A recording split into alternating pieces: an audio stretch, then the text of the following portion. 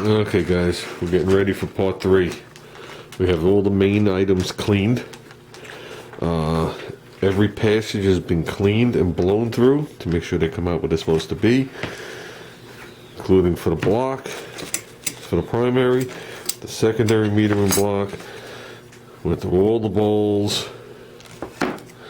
Okay, base plate, same thing, cleaned off all the gaskets, cleaned it, went through all the passages. We had talked about on the other carburetor how my secondary was leaking, and someone had said that that's because I don't open up the secondaries enough and the gas is stale. These carburetors are designed that the gas never lays in the secondaries, just so you guys are aware of that. When these things are idling, it's constantly drawing fuel out of the secondaries. Right here. So there's a constant flow of gas into the secondaries. It's obviously not quick, but just on an idle, it always trickles fuel out through the slot. So more fresh fuel can come in, just so you guys know that. So, or else the gas would always be stale in the 4-barrel. Okay, we have one gasket here that was supplied to us separately. He said this was the one we were going to need, and I think from looking at it, yes, that's the one we need. And a complete kit. And as you guys see, we're going to open up this kit and we'll lay out what we have and we'll move on. Okay, we laid out our gaskets. Okay, he's got the primary bowl with the primary float. He's going to reinsert it. Is this made out of brass? Yeah.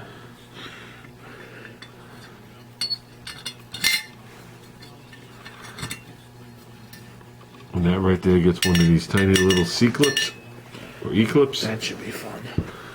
That should be fun. And we'll get back to you when it's together. Okay guys, there you go. That's the initial setting. All done. Okay, so he's working on the second one. So it's basically just an E-clip, and it slides out. This sits on a little shelf. You got the little deflector. He's got the new needle seat in there. The float's in level. Okay, next we're going to work on the vacuum secondary.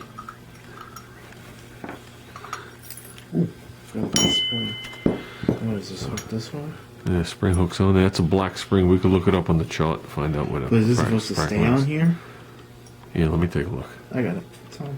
I can do it. You can do it. That's the only thing. You're supposed to start with it on the lid. That. That's the lid, yes. I'm trying to figure out. You gotta change the power valve. Okay, we got the secondary metering block back on. There is a number on it. I think it's upside down, but it says 39. You could check that on the chart. It'll tell you what the jets or the passageways are, which is the actual air bleeds. We're not going to put bigger jets? No, not right now. Does it come with a new one?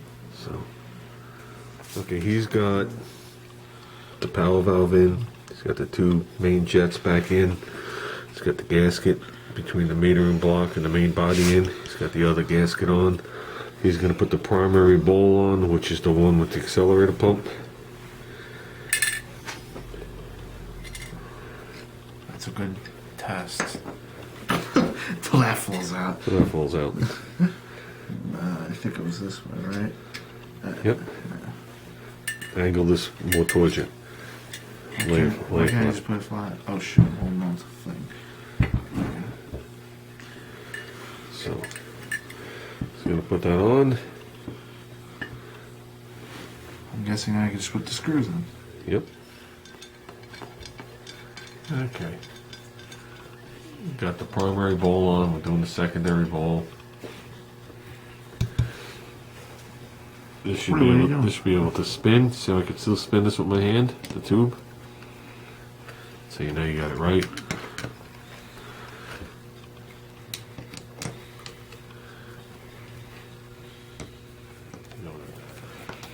Okay. This carburetor here has, what is it, 9 screws? Too many. 8. 3, 6, 8. Some of them only have 6. Some of them these are blank. One is. So we're just starting them before we give them the tighten. Then after that, we'll do the accelerator pump and we'll do vacuum secondaries. Continue on. Okay. You put the spring on, you put the new diaphragm on for the accelerator. Gonna put this on. Then we'll make the adjustment afterwards. They're looking for it's either 10 to 15 or 15 to 20 thousandths. I think it's 10 to 15 thousandths. When you nail it, how much further this arm could go away from the spring.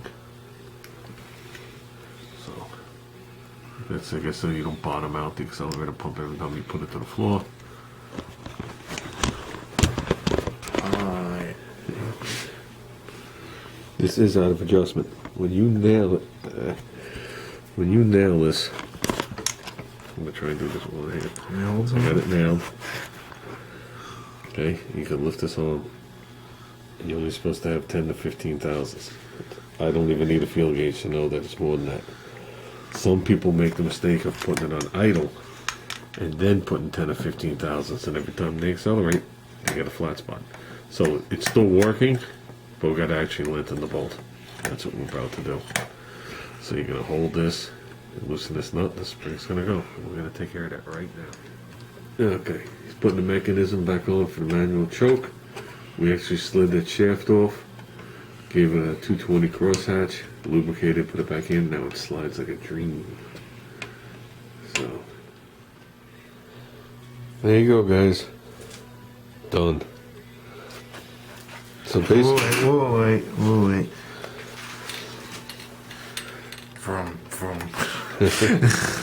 now it actually moves because the accelerator pump moves, which we adjusted, just so you know. Everything is up and going, even as the fast idle. So basically, in so many words, we took the whole thing apart, removed all the gaskets. I went through every single passageway, cleaned it, put a new diaphragm in, obviously 2 needle and seats, gaskets, accelerator pump, and I guess that's it, and reassembled it. So we should be good to go. Things all cleaned, and that's it. It is done. 43. Oh, by the way, 30. do you know the difference between a Phillips screwdriver and a Reed Prince screwdriver? They don't go into each other. I know that. Oh. I think the only way you can get a Reed Prince screwdriver is if you buy a Craftsman set. They give it to you free for some reason. What does it look like? What does it look like? Yeah. Every time you use it on a Phillips screw, it strips it. That's all I know about a Reed Prince screwdriver. Is that the one that has like a... Oh, is that the thing that when you... On a regular screwdriver has 4 points, but on that it has like an extra couple on each little end? It's like a little tabby thing. And some screws have it and some don't. And it's on a different angle. Yeah, but... So no matter what you put in, it goes strip. Yeah. And then you take the screwdriver, you put it back in the drawer, and then you accidentally grab it like 10 years later, strip. And you're like, then you go like this. Bye-bye. Yeah, because it's not... Yeah. Okay, Road King, I explained it to him. That's all I know about Reed Prince screwdrivers.